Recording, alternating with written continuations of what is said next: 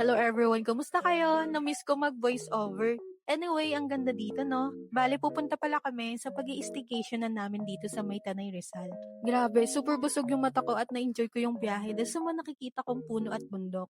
Tapos mga ate ko, ang lamig pa. Partida tanghaling tapat kami bumabiyahe niya na. Iba talaga ang nagagawa ng mga puno, no? So ayun na nga, nakarating na rin kami and ang estimated travel hour to get here is around 2 hours. Pagkarating namin, nag-lunch muna kami dito sa Haruman.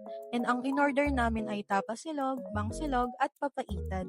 Grabe, top tier ang papaitan dito, solid.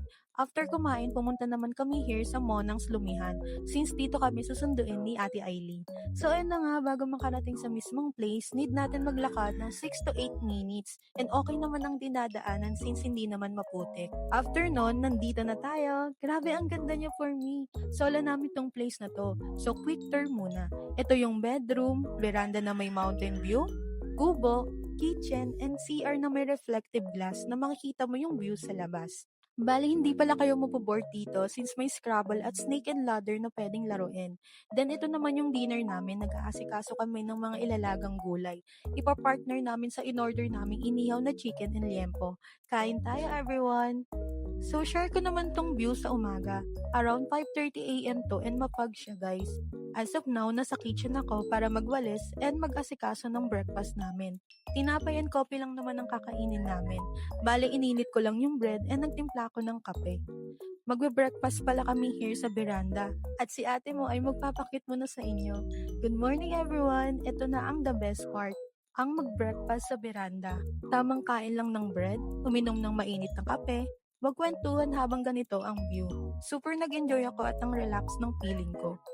Bale, after mag-breakfast, nagugas naman ako ng mga nagamit namin at naglinis. Then, eto na, uuwi na tayo guys. Back to reality na. Nakakasad. Anyway, dito pa rin naman tayo maglalakad and itutour kayo ng videographer ko. Eme.